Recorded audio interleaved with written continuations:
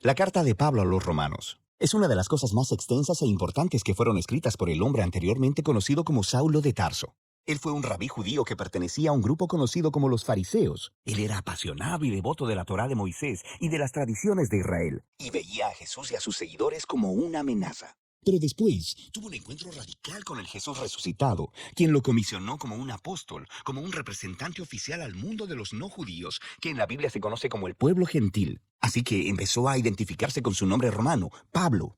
Viajó alrededor del antiguo imperio romano contándole a la gente acerca de Jesús, el rey resucitado.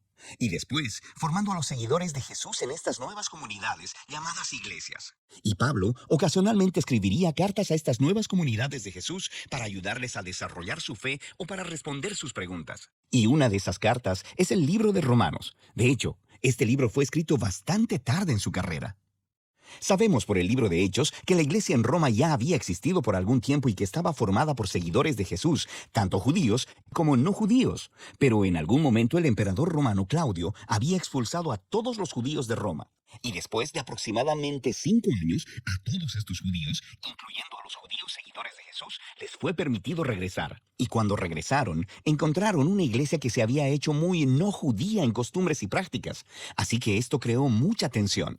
Así que para los días de Pablo, la iglesia en Roma estaba dividida. La gente no se ponía de acuerdo acerca de cómo seguir a Jesús. Estaban debatiendo acerca de si los cristianos no judíos deberían celebrar el día de reposo, comer kosher o ser circuncidados. Así que Pablo escribió esta carta para lograr varias cosas. Él quería que esta iglesia dividida se unificara.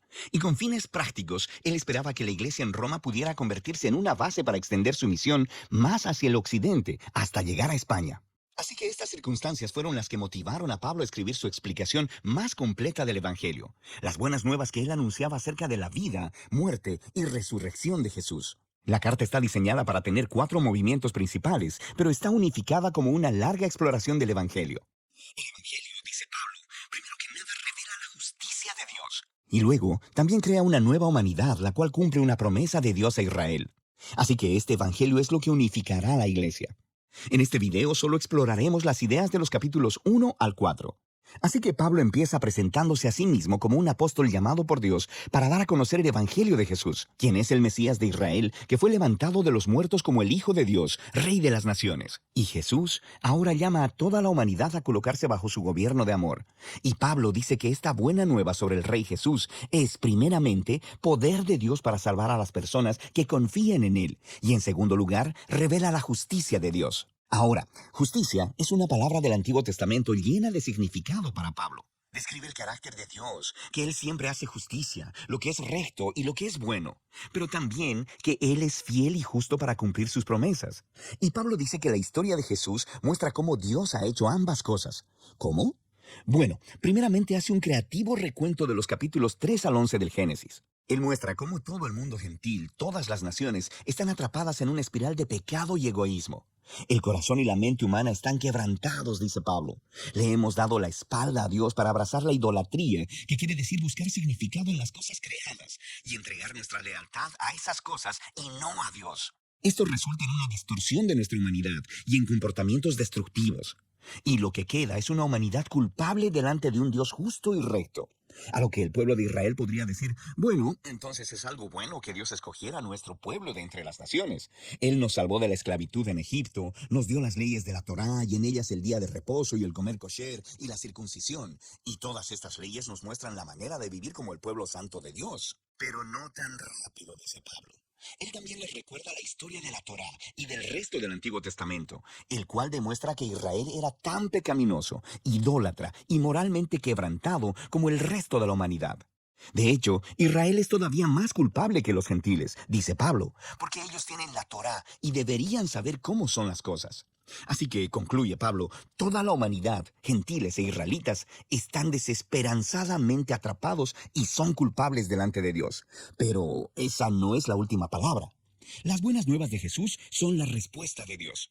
En lugar de mantener a la humanidad en su culpabilidad, Jesús vino como el Mesías de Israel para morir en favor de todas las personas como sacrificio por los pecados. Como nuestro representante, Jesús tomó sobre sí mismo las justas consecuencias del dolor, del pecado y de la muerte que hemos causado en el mundo. Y Él venció a través de su resurrección de entre los muertos. Es esta nueva vida de resurrección la que Él pone a disposición de todos. Jesús se hizo lo que nosotros somos, para que nosotros pudiéramos ser lo que Él es. Y todo esto, dice Pablo, es la manera como Dios justifica a aquellos que confían o tienen fe en Jesús.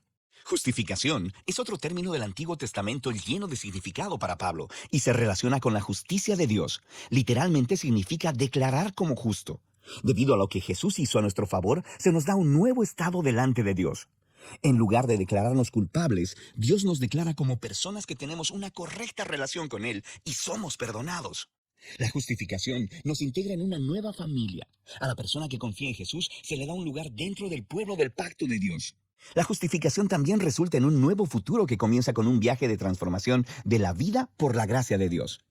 Así que todas estas cosas acerca de la justificación son un regalo de Dios para aquellos que están en Cristo a través de la fe. Y esto lleva a que Pablo, en el capítulo 4, explore las enormes implicaciones que todo esto tiene respecto de quién puede ser parte de la familia del pacto de Dios. Génesis 15. Antes de que cualquiera de las leyes de la Torá les fuesen dadas a Israel, Abraham fue justificado o declarado justo delante de Dios. ¿Cómo? Bueno, Dios prometió que Abraham se convertiría en el padre de una gran familia multiétnica que recibiría la bendición de Dios. Pero él y su esposa Sara eran muy viejos y nunca habían podido tener hijos. Pero aún así, Abraham tuvo una fe radical y confió en la promesa de Dios. Así que Dios lo declaró como justo. Así que Pablo dice que ahora Abraham se ha convertido en el padre de la nueva familia del pacto de Dios y que esta familia se está esparciendo por todo el mundo. Está formada por los judíos y los gentiles que tienen esa misma clase de fe y confianza en aquel que cumplió la promesa de Dios a Abraham, Jesús el Mesías. Así que hagamos una pausa y resumamos las ideas principales de Pablo aquí en los capítulos del 1 al 4, porque estas son el fundamento para entender el resto de la carta. Toda la humanidad está sin esperanza, atrapada en pecado y necesita ser rescatada. Sin embargo, este rescate no sucederá porque ellos intenten obedecer las leyes de la Torá.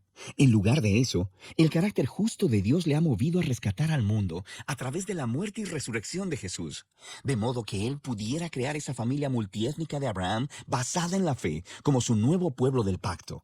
Así que Pablo va a mostrar cómo esta nueva familia es parte de algo mucho, mucho más grande y que los llama a una manera completamente nueva de vivir juntos. Pero todo ello estará basado en estas ideas centrales exploradas en los capítulos del 1 al 4 de la carta de Pablo a los Romanos.